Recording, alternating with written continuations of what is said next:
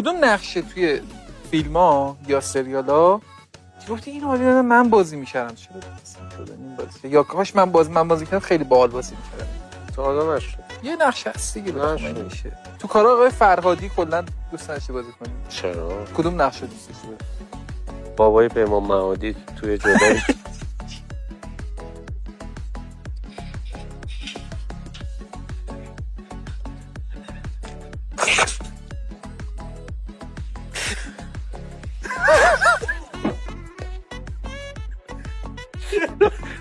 خود گفتم جای لیلا حاتمی نه؟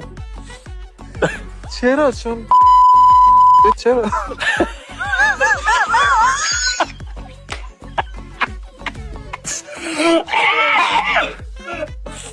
وای آخ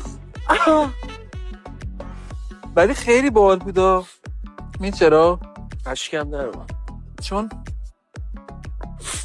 اگه بازی میکردی هم اون میفهمی که تو بابای اونی هم تو